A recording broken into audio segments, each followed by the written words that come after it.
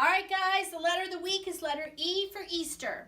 So what do you think the picture is going to be? Of course, I said Easter, so you know it's already going to be Easter. But there's not just Easter on here, because E is a vowel. And vowels usually make at least two sounds. The long sound and the, what's the other one? Short sound. So E, long sound is E. It says its name, like Easter, and that's what this says, E-A-S-T-E-R, Easter. And then is the short sound for egg. And the cool thing is, we dye eggs at Easter. So both of those words are part of Easter. And two of our friends' names are on here, Eliza and Elizabeth. So, excuse me, let me hang this up. And we're going to sort some pictures. Now, we've got two sounds for E, long E and short E. Long E, I put this line above it. That shows you it's the long sound. Remember, E. And the short sound has a little smile, and it's eh. So it's E and eh. And we have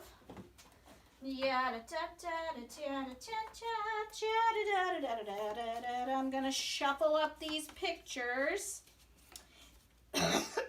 And when we shuffle them and figure them out, we have to determine whether they make the E or the eh sound. So here we go. First picture. Are you ready? Elephant. Did you say the short sound? I hope so, because that's what it is. Elephant. Let's do this little one. It's eggs. Eggs. Short sound again.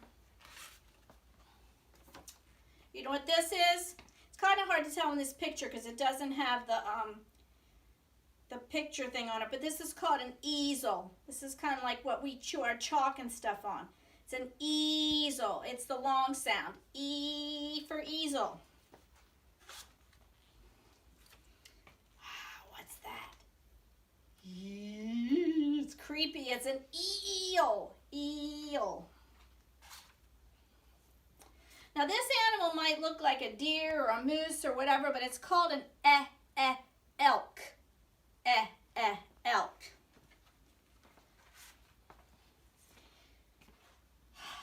You know what these are? They look like kind of like purple pears, but they're actually pretty large. This is an eggplant, and some people like to eat this eggplant. I used to like it, but then last time I had it, I didn't like it. So maybe I'll change my mind if I try it again. This is called an eggplant. Oh, is that right? Yep, I put it under the right side. Let's see what this is. Ooh, eagle. Eagle is long E. And one more. Envelope. Envelope. Short E. So listen for the E sound. Easel, eel, eagle. Now listen for the S sound. Elephant, egg, elk, eggplant, and envelope. Now before we do we're going to do the names first. What did I do with the names? I don't know. I'll find them. Before we do the names, we're going to do our acorn. Our stinky acorn. What do you think it is? What do you think? Do you think it's going to be one of these things? I bet you think it's an egg, don't you? It's not. It's a cute little elephant.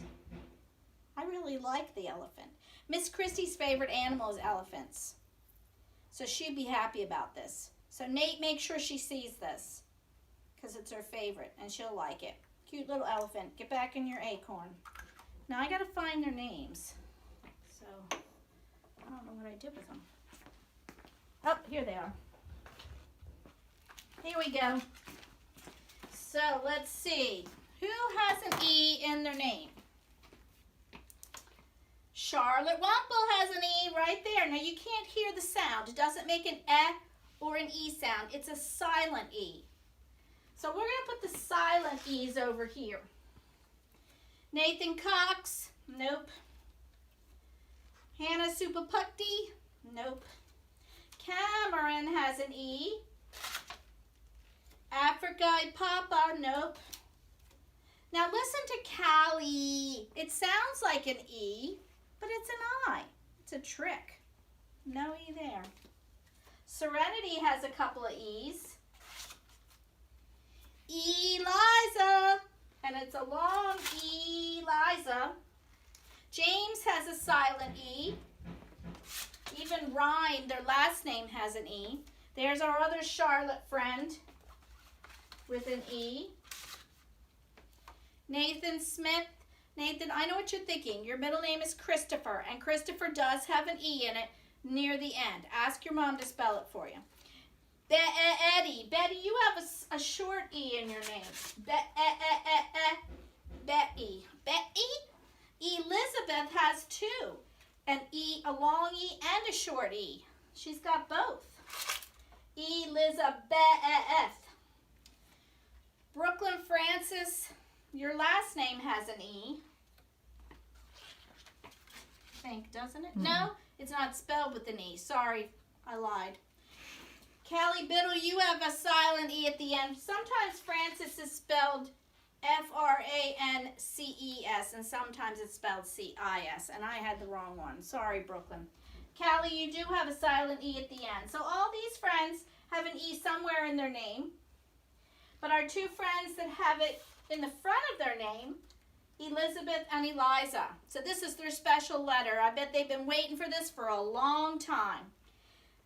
And I'll bet last week's letter with Brooklyn and Betty, they had been waiting for a long time when we did letter B. Now I'm going to show you how to make a letter E.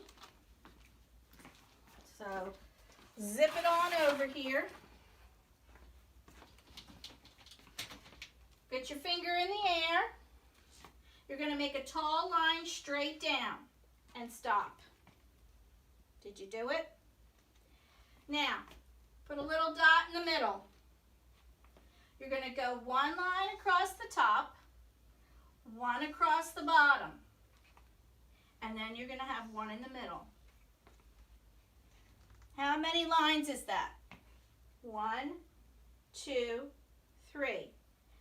One at the top, one at the bottom, one in the middle. Some kids just start making lines coming out until they get to the end. Nah, there's only 3. Let me do it again. Straight line down, secret dot right in the middle. A line across the top, a line across the bottom. Then go to your secret dot and make a line coming out of that one. 3 lines coming out of it. Sort of like has 3 arms. Now lowercase c can be a little tricky. There's 2 ways you can do it. This is the way I like to make it.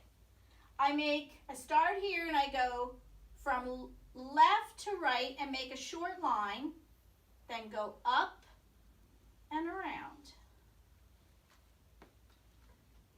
Okay?